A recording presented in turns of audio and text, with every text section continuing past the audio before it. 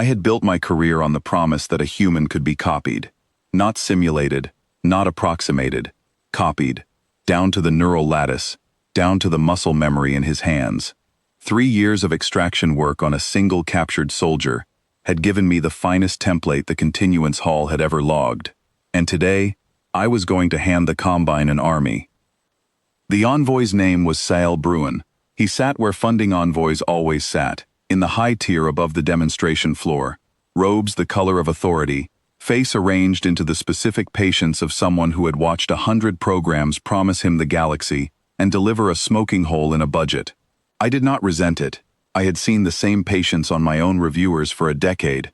I only needed him to watch long enough to stop wearing it. The continuance hall had been built for exactly this kind of watching.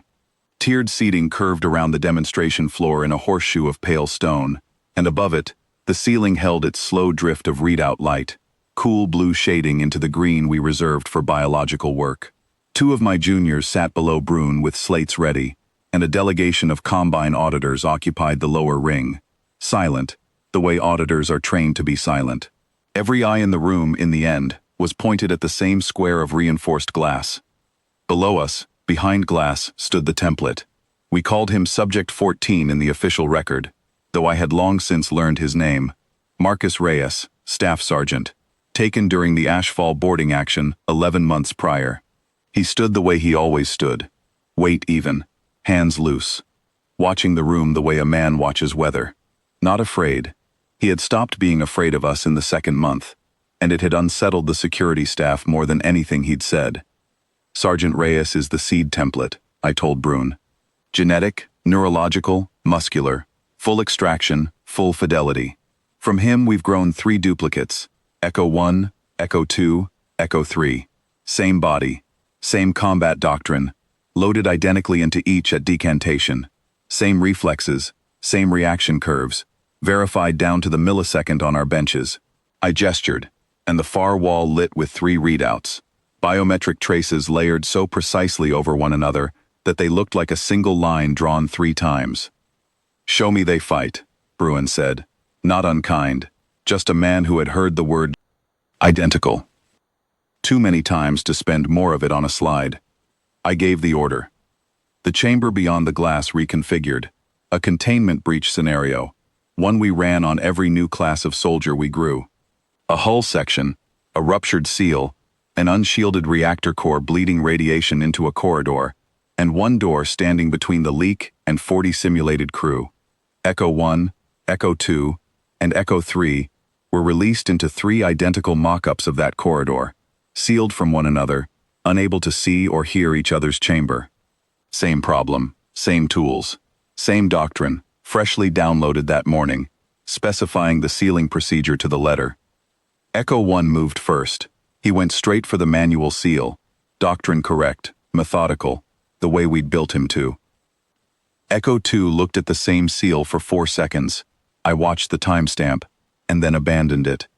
He tore a panel from the corridor wall instead, and used it to redirect the leak entirely, buying himself twice the time doctrine assumed he'd have, at the cost of a scar across his forearm that Echo 1 would never carry.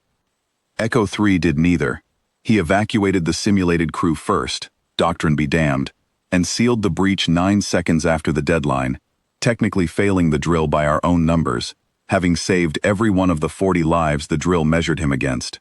3 identical men, 3 identical bodies, identical doctrine, identical 30 seconds of instruction, 3 different solutions, and not one of them the solution we had loaded into him.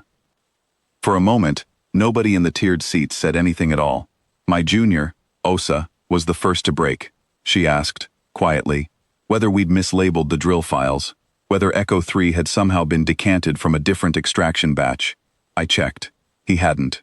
All 3 carried the same genetic signature down to the last redundant marker, the same signature Reyes carried, the one I had personally verified 11 months earlier on the boarding deck where we'd taken him. I felt it before I understood it, the particular cold that comes from watching a result your instruments cannot explain. I ran the scans again. The neural lattices matched. The muscle response times matched to 4 decimal places.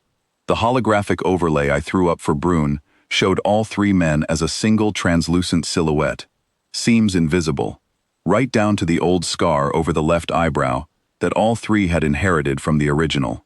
Whatever separated Echo 2's decision to gut a wall panel from Echo 3's decision to abandon the mission parameters entirely was not written anywhere I could measure. It had happened in the half-second between the doctrine loading and the man deciding not to use it, and no instrument in the hall could find where that half-second lived. Brune had stopped wearing his patience. "Run it again," he said. His voice had gone very level, which I had learned by then was worse than alarm. Different scenario, same three. I ran it 4 more times across the week that followed, 4 different crises, and I stopped expecting convergence by the second. They never made the same choice twice, not against each other, and, this was the detail that cost me sleep, not against themselves. Echo 2, given the panel and redirect problem a second time, solved it a third way entirely, discarding his own prior solution as though it belonged to a stranger. I brought the aggregate data to Brune myself, rather than send a report, because some findings deserve to be delivered by a voice that can be interrupted with questions. I told him what 11 scenarios across 3 duplicate soldiers had shown us, that the body was perfectly reproducible, and the doctrine was perfectly reproducible, and neither of those things determined what a human being would actually do when the corridor started flooding with radiation. Something else decided that. Something that regenerated differently each time it was asked, in 3 men who were, by every measure my science possessed, the same man. "Then it isn't an army," Brune said. "It's 3 armies who happen to look alike, and none of them take orders." I didn't correct him, because I couldn't. I went to the glass that night, off the record, and asked the original the only question I had left. Reyes was seated on the floor of his cell with his back against the wall, the posture he took when he expected a long conversation and had decided to be comfortable for it. "Your copies," I said. "They don't behave alike. They don't even repeat themselves. I gave your own doctrine back to a man built from your own mind, and he threw it out 3 times in 3 different directions. Why? He thought about it the way he thought about everything, unhurried, as if my urgency were a kind of weather that would pass through him without leaving a mark. Because none of us do the same thing twice," he said, "not even us." I asked him to explain further. He shrugged, and it was not defiance, and it was not pride. It was the shrug of a man describing his own hands to someone who had never had any. "You gave 3 of me the same wall and the same fire. You didn't give us the same 30 seconds to live inside while we decided what the wall and the fire meant. That's not in the genome, Doctor. There's nothing there to copy." I filed my final report to the Combine Oversight Body 2 days later. It contained 11 scenario logs, 400 pages of neural comparison data, and a recommendation, which Brune had already made for me in every practical sense. The program was suspended, pending a redefinition of what, precisely, we believed we had been copying. Osa asked me once, in the weeks after the suspension, whether we should simply keep extracting from Reyes indefinitely, grow a 4th, a 5th, a 100th, and simply wait for one of them to finally match its doctrine by chance. I told her we could try. I did not tell her I already knew what she would find, because by then, I had stopped believing it was chance at all. It was closer to a signature than an error, every one of them wrong in his own particular way, and never wrong the way another had been wrong before him. I still run the old readout sometimes, late, when the hall is empty, and the tiered seats hold nothing but the cold blue light we build everything under. 3 biometric traces, laid one over another so precisely, they look like a single line. The bodies were flawless. I have never doubted that. It is the half-second underneath the bodies, the one my instruments cannot find, the one that answers differently every time you ask it the same question, that I no longer believe belongs to any species that can be grown in a tank. We can copy a man down to the width of his scars. We have never once managed to copy what he'll do next.